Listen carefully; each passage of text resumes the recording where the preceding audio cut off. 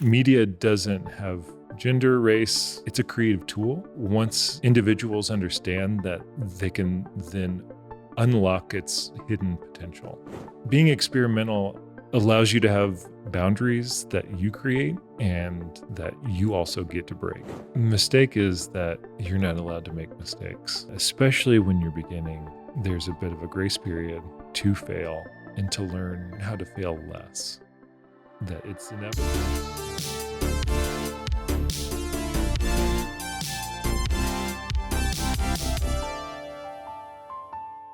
Hello and welcome to the third season of the أجيال show, produced to you by the Doha Film Institute. I'm your host, Mohammed Abdulaziz Fakhro. Tools can expand your imagination or trap you inside default settings. So here's a question. Are you choosing your tools, or are your tools choosing how you create? Today, technology moves faster than ever. Just 5 years are enough to make an older technology ancient. But the real challenge isn't keeping up with the tech, but using it with intention. Today's guests helps young creatives engage with emerging media to figure out what actually matters behind the gear. In this episode, we're joined by the head of innovative media studios at Virginia Commonwealth University in Qatar. We'll talk about why many artists feel intimidated by technology and how you can demystify tools step by step. Without further ado, let's welcome Joshua Rodenberg to the Agile Show. Hello. Hello. How are you? I'm well, thank you. How are you? I'm good, thanks. I kind of want to ask, so as your role in the head of innovative media studios in Virginia Commonwealth, Qatar, what is the studio? What is it about?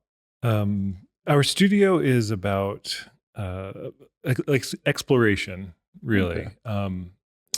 It encapsulates a lot of technical knowledge and equipment that is just available.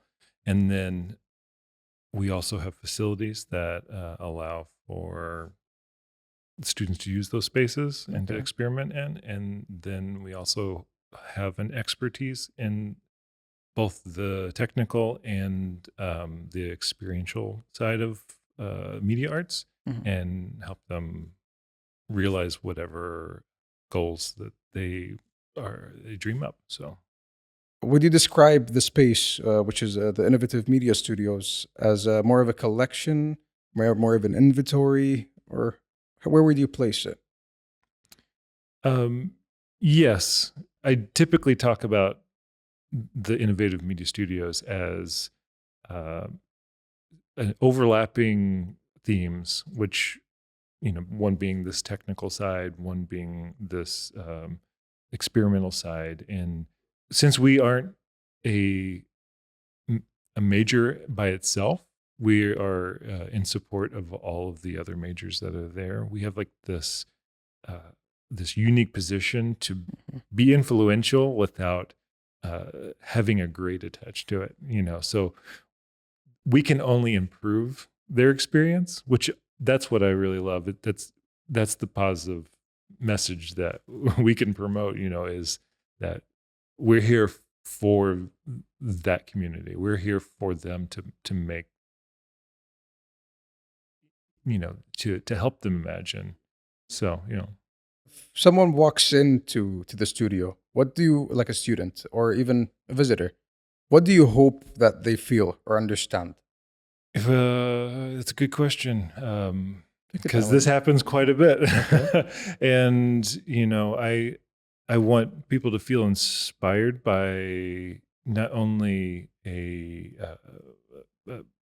tools that are available to them, or what they discover that they can personally do with those tools. It's my hope that we're this motivating presence that empowers the students to dream beyond what they were capable of imagining themselves. So. What's your favorite part of the studio? My favorite part about the innovative media studios is the sound studio. It's sort of my child. It was my creation. It was one of the first things that I initiated coming to Qatar and joining VCUQ. It houses our synthesizer library, which I'm extremely interested in sound exploration, sound experimentation, and figuring out how sound can create narratives that are unspoken. And do you have a favorite story where that happened? Well, typically, I think my maybe not a specific story, but we partner with some of the other Education City universities, and with Northwestern University, we typically will have a few students that come over and take our courses, and by introducing them to some of our techniques and our like methodologies and exploration of media arts, I guess I've kind of converted a few of those maybe more filmmakers or journalists to have a bit of a interest in sound design, and they've gone on to apply for positions in sound design or have sought masters of sound in other countries and such. So I mean, these are like small stories or few and far between, but I think I'm not in it to convert the masses. It's more of an individual collaboration that I'm interested in. Okay. Okay. So it's like an expansion of creativity almost, what it feels like to me. Yeah. I mean, it's everything. Okay. I mean, a lot of ways it's creativity is life.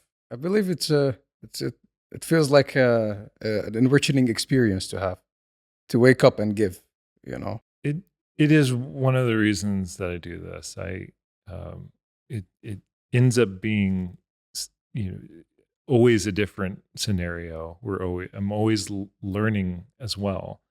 I know quite a bit about media arts, but I can't claim to know everything. And as you had mentioned, the technology is changing so rapidly that this actually gives me that chance to be a forever student that I kind of always dreamed to be. So, what would be some common misconceptions about tools when students start out their journey? The first misconception would be that it would be too hard for me to learn, or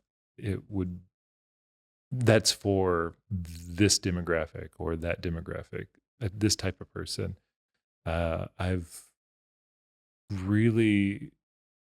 seen that media doesn't have gender, race, it doesn't see borders. It's a creative tool. And I think once individuals understand that this is no different than the tools you'd use to build a house, it's just used for a different purpose, that they can then unlock its hidden potential. So tools would be more seen as a way of speaking, in a sense, I suppose, Yeah, right? I think so. I want to know what would be the difference between using a tool and speaking through one. Speaking through a tool has a personal kind of footprint or fingerprint on it that allows someone to share their unique perspective. It's like having a skill that you exercise as well. I think some people have it naturally and can easily tell their story through these tools, but through, I think, just dedication and just kind of true grit, a lot of people kind of suffer through it and find their voice, and usually that journey creates an interesting perspective. That's how you get these filmmakers who have like a identifiable fingerprint, your Scorsese's and things like that. It's like it's those tools help them kind of sing. So. You got me thinking, how essential is experimentation to creation? I think it's everything. That's my personal opinion. I come from a fine arts background that is more on probably the more experimental side, and so that's what I know. And probably my ADD brain allows for that to create in a way that feels natural to me. So, being experimental allows you to have boundaries that you create and that you also get to break. So I feel like that's my main draw to being experimental. Okay. So experimentation is essential to creation, basically. Yes. Okay. I want to get more into your story. So when did you realize that your creative identity could move from physical materials to media without losing its core? I have always been a musician. I grew up in a musical family, and it was always present with family gatherings and singing, playing instruments was always a form of communication, as well as celebration. It was for grief. It was for everything, and I would naturally have gone to being a musician, except for I fell in love with fine arts. And I was split between the two. And so I ended up becoming a furniture maker, getting my undergraduate degree in furniture, and then going on to graduate school at Virginia Commonwealth University in Richmond, Virginia. So I went through the craft material studies program there, and it was after grad school where I realized I do not have a wood shop and all these tools to continue on my practice, but I always have a guitar with me. I always had different instruments, and it dawned on me, and I had some influential friends who dabbled in different types of synthesizers and audio and sound kind of media studies. And so it was probably not until my mid to late 20s whenever I started to go down that route and realized, this is a whole career is sound and video, and these are things I've always did, but we're focused on my creations, I guess, until then. And it was kind of no looking back, because I realized that was my language. That's how I've always struggled with speaking, with writing, but once sound was a part of my vernacular, it was everything, and it just comes out of me naturally and almost effortlessly at times. Mm-hmm. So yeah, some people can explain in words, and others can explain in music. I personally, I think I'm a writing guy. I wonder what it looks like. It's like, okay, let's say, do ideas just come instantly, or is it's usually a build up, and it's like you see a story and then you just want to express it? How does it usually start? It manifests in different ways. I've always have a song in my head. That's number one. And sometimes it's in a starter, and sometimes it's it prohibits the flow. So I guess I'll go back to that experimentation part. There's a lot of like curiosity that happens with just sound, because it's invisible. It also requires a different type of attention, and you have to approach it not in this visual way that you get to immediately make sense of it, but you have to understand it a bit and figure out why you like something or what's happening with the sound so that it retains like an interest, right? Yeah. And you can build it. Actually, I feel like I build a sound score similar to like how I would build a cabinet.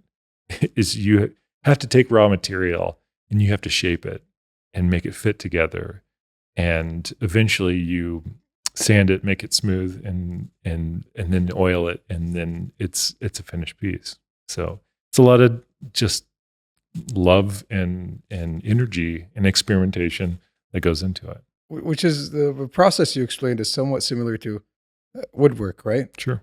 So do you think there are many digital artists nowadays?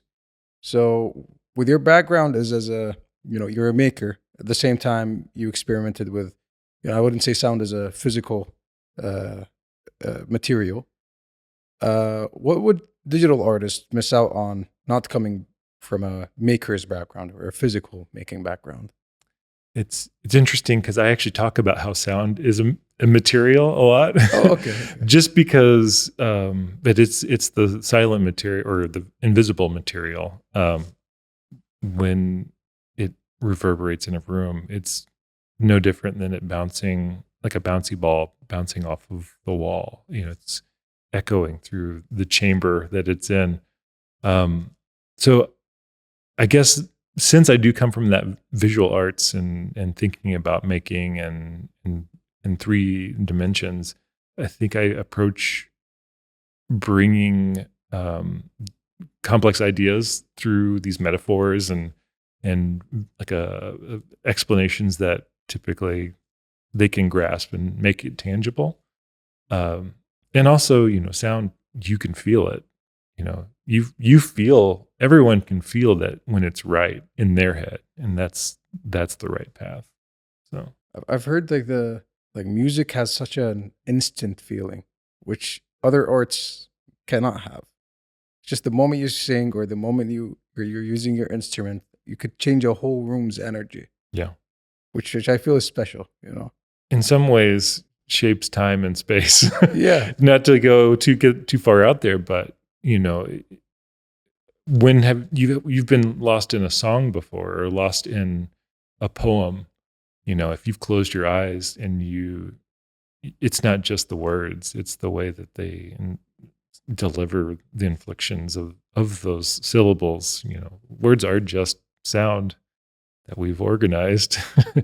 And pretty obvious whenever someone can almost hypnotize you through those words. So I wanna kind of know, what can sound express that words just can't? To some people, nothing. Okay. So, Okay. but to others, it does everything. It resonates at the same frequency as your body, as a collective. It can create almost a harmony with certain people. Believe it or not, there are people out there who hear music and they have conditions that it all sounds like fingers on nails. And so having that perspective that it is like it's an intimate thing. It's your relationship with the world. How you interact with sound is no different than, I think, like really anything you can enjoy on a real basic level. So maybe that's it, because it's so simplistic. Yeah. It goes right into your ears, and you can make a quick decision. Yes. So I've never exactly created music, but I've always been interested in it. But there was always the what if, maybe, and then I see my friends, and it's always what they do is somewhat like the feeling they explain, or even what I get from seeing them, is similar to what you're explaining. How would you explain what you're doing in the simplest way? using modular synthesizers I can break down sound to its core elements. It's a specific type of sound research that pulls a synthesizer apart instead of every aspect of sound being shoved into this beautifully designed box that does everything. I actually prefer to do the opposite and bring in my own elements, which is the modular part. So there's all kinds of different companies that sell different versions of this sound maker, this sound shaper, all these different elements. And to me, I get to build my own tool, my own device that is unique to how I envision or how I hear the world. And it's an exciting way to make sound move, or really just energy, frequency travel across different wires and move in a signal path that is experimental. Okay. So yeah. I saw the machine on, like, the team showed me the machine, which is like basically you plug it into electricity and then you convert electricity into actual sounds. I mean, yes. I mean, it's everything is voltage. It's just different levels of voltage. So sound is electricity at a high and low rates, and it modulates, and it's what it does. Okay. Is that the same for like a guitar, an acoustic guitar? It's similar. It's Okay. similar. It is energy. It's energy. Yes. It's vibrations. It's just the way that it all, how it's all harnessed is just different. So when you create, let's say, music, do you try to get across the feeling that you're feeling to the audience? Or is it something that's like, okay, I'm going to make my own thing. If you feel with me, then you're more than welcome. It's probably more the latter there. I'm comfortable with my in my, I guess, my sound skin, where recognizing that it's not everyone else's journey. This is my unique perspective, and if you want to go on that journey with me, you're more than welcome to. And if you don't want to, that's cool too. I won't hold it against you. But I actually, I like so many different types of music, sound, things that are palatable, things that are more challenging, and that I feel like it's okay for you to have your own camp, your own place to go and listen, and ultimately, it is like your self journey, like how it makes you reflect and how it makes you feel. If you're sad and you need to lean on sound to make you happier, like it's there. And if you have too much energy, sometimes it's there to help dissipate some of that energy, So it's this thing that is I think we just don't think about it as much because we've been doing it for so long. Unless you have an ability to hear, or a condition that the rest of us kind of just go about our business without that kind of always looming feeling that that I'm not getting the full picture. So What's like attracting me here is it's not only about creation, but it's so natural. It's like, because it's listening. We're talking about listening. It's almost as essential as smelling, tasting. It's just one of the 5 senses that we're talking about here. And one would not think about it all the time, but putting it into words makes a lot of sense. I want to get your opinions on something that may become one of our maybe 6th sense, which is the speed of new tools, which is, AI, and overwhelm. How do you help someone choose a home-based tool or skill without limiting them? Wow. Yeah, that's a heavy one, actually. Okay. I we mean, can ease into it in a bit if you want. yeah, I think from my perspective, coming at it from a fine artist, from someone who is more experimental, I typically, it's like you don't know until you know. And sometimes the wrong tool isn't apparent until you know. So I think the failure of using technology is equally as important as the successes, because there are so many different options. And what I'm discovering, especially with AI, is they are not all equal platforms. And I'm not an AI expert. And I think that how you use it, and if it works for you in an efficient way and you can enjoy using it, I think is the right way to use it. So I just encourage that people have patience with just all technology and challenge themselves and get out of their comfort zones. Okay. So do you feel like with the uprising of technology, like regardless of AI, right?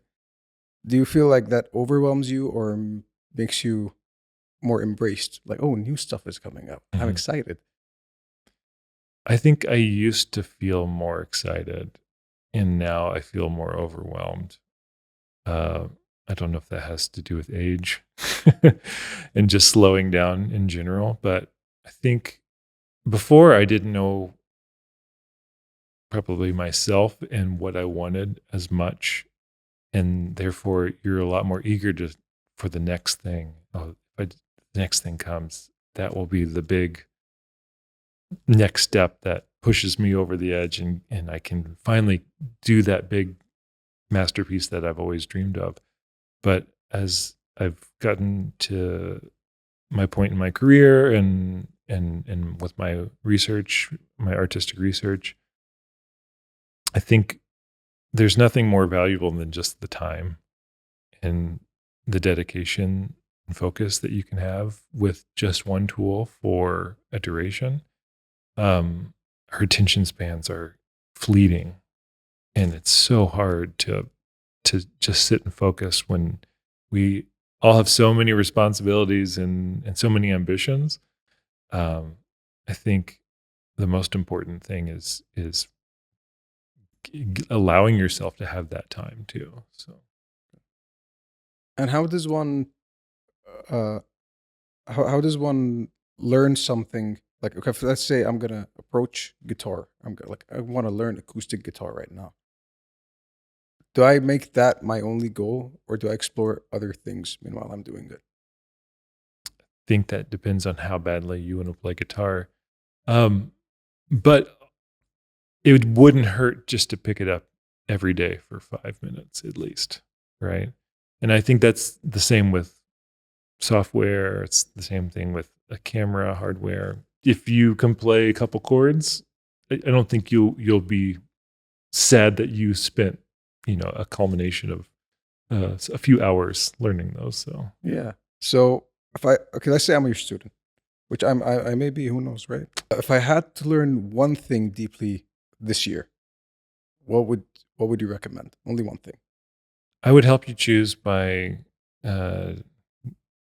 really dissecting what really interests you about these interests. Like, is what is the purpose behind that interest?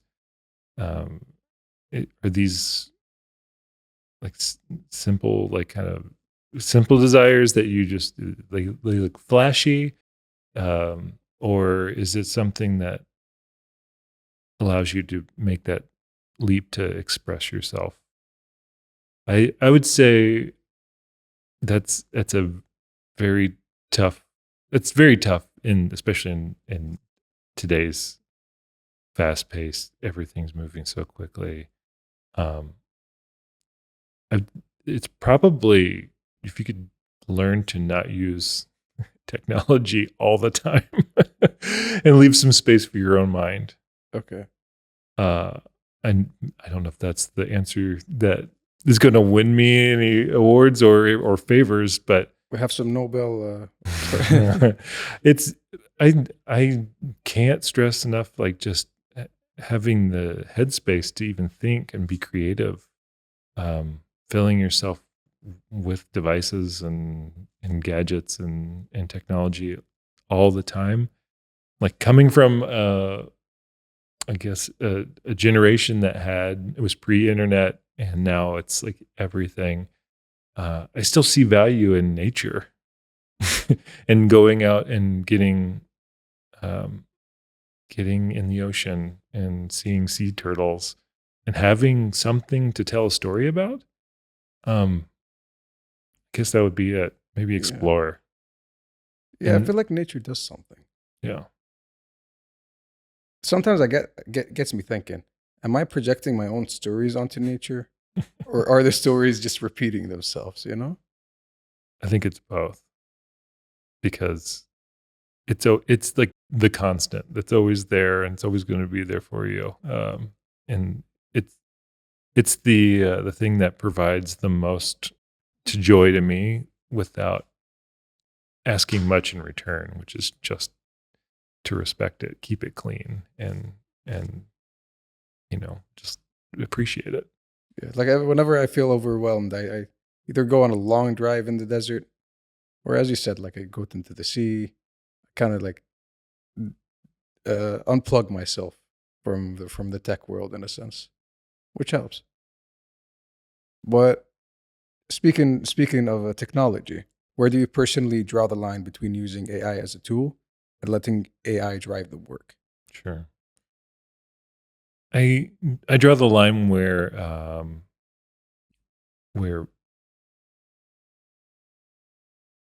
facts become blurred, and where elements of AI can hallucinate, and we automatically believe it because it's technology. I think I draw the line with people just being lazy with it and not appreciating it in a way that it's useful for a tool, but it's not a replacement for intelligence. So, for instance, AI is not necessarily great at telling the whole truth with history. Yes. And it's definitely has trouble with anything that's not a Western language. So, and what it doesn't know, it makes up. So that can easily become like a feedback loop of misinformation, and I think that's where it gets dangerous. So again, I think it's important for us to respect it in a way that is not to be confused with like it being our salvation, our savior. Mm-hmm. So, yeah, and it can never really replace human thinking. I don't think so. I hope not. Yeah. So, what do you want young creatives to remember when they're working with powerful tools, whether it's AI or synthesizers or whatever? What would you want them to remember when they're working with these tools? The sentiment that they are using those tools as leverage to express themselves, not necessarily to make something just easier. It may do both. It may make your life easier, but I guess I can't stress enough how important that doing or using a tool should feel like not a fight. It should feel like natural, that it helps you create that language that you're trying to invent yourself. Really, it's creating your own language that you can then share with the world. And that technology isn't going to be by itself the like the silver bullet. it's just part of the process. It won't make things better necessarily, and sometimes in a lot of scenarios it'll actually make things worse, especially done poorly. So everything comes down to having that voice, because if you don't have something to say, then really what's the point? Yeah. There's no difference between that and just like a really just not doing it. Just like what's the point of putting the effort forward? Yeah, it's like if someone yells an empty echo, and why did you yell in the first place? What would you tell students that try to learn everything all at once? Good luck. Or maybe they can do it. And in a lot of ways, there's a bit of a pressure by society to be a master of all, but realistically, you end up being a master of none in a lot of ways. So, yeah, I get it. How about that? I get it, because I actually would love to know all the tools too, but you kind of start to realize that you don't have to, because there's a lot of people out in the world to collaborate with that can do those things probably more efficiently and better. But if you work together, you create something more magical together. So, yeah, because it's a collision of visions. Yeah, I want to kind of know when does one know when a tool is helping or distracting a person? this is a common one. I think when a tool keeps you from being creative, and you are spending way too much time trying to debug the issues that you are having with the tool, it might not be the right tool for you.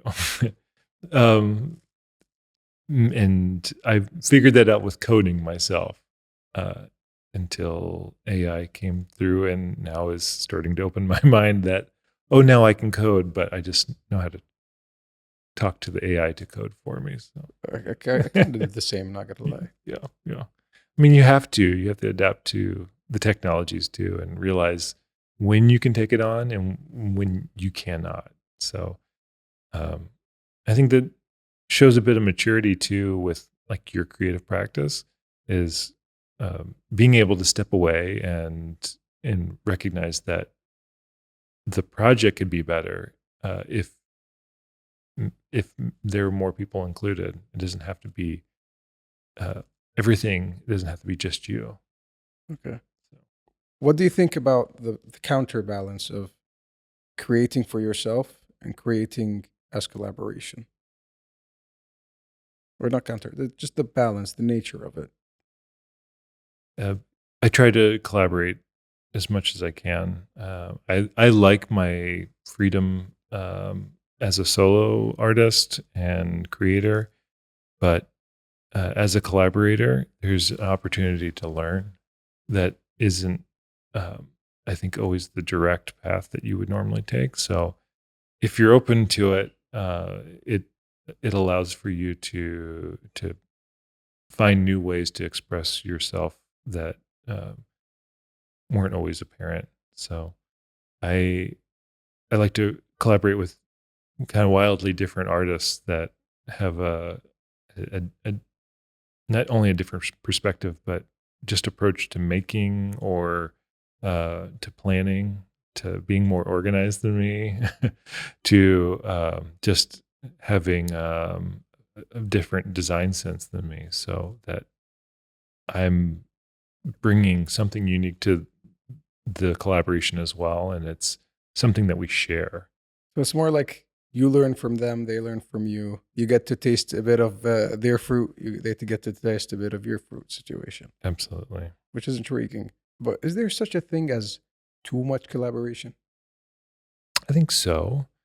I mean, I think with everything in life, it's good in moderation, as they say.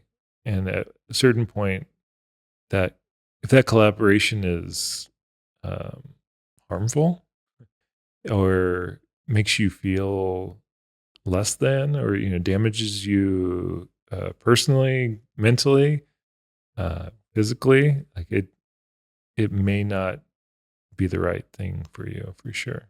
Okay. What's one mistake you wish beginners would stop being ashamed of? The mistake is that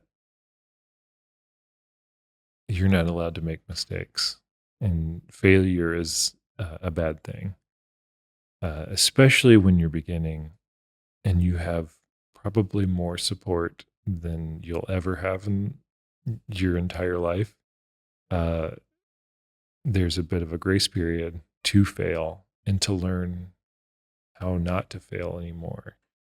Or how about learn how to fail less? I think that it's inevitable, but being able to deal with it and move on and not let it destroy you is just as important as more important than everything you've done being golden and perfect. No. So failure is part of the process, wouldn't you say? I think failure has to be part of the process, because it's impossible to always succeed and be genuine. Yeah. And realistically, it's just nature. Like nature fails all the time too, and that's how we have giraffes. Okay. So, and things like that. Yeah. So it's not, I think it's the problems with the word more than anything. It should have probably a more positive spin on it. Should get someone to brand failure to be something else. Like more polished and colory. Yeah. Okay. And I feel like it's a natural thing to be afraid of. And to overcome it, you require a great sense of not only courage, but also to be realistic somewhat, needs a lot of mental rewiring in a sense. It also means that you've disappointed someone, Mm-hmm. that if you failed, that like you're wrong. Nobody wants to be wrong. Like everyone wants to be right and make everyone happy. So, it's probably some weird psychological thing we have, just growing up, not wanting to fail our parents. And it ends up going into places that it doesn't necessarily need to be in. And especially with the creative fields, everything you make isn't going to be perfect. It's, you lay some, some bad eggs sometimes. Yeah. So, Well, what would be one sentence that you want young creatives to carry with them when they feel overwhelmed with all the tools around us? don't be afraid to slow down and take a breath and come back when you have a fresh perspective.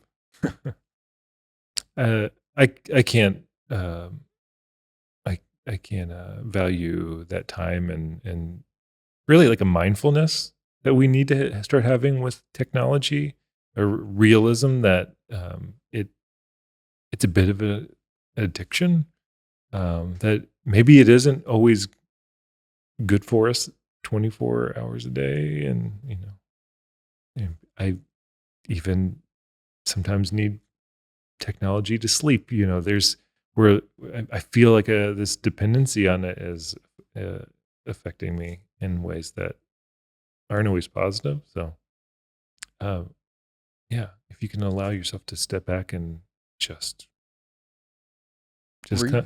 Breathe. Yeah. It's it takes away from the process of creating, because in order to create, you need to process things. Well, and especially since we don't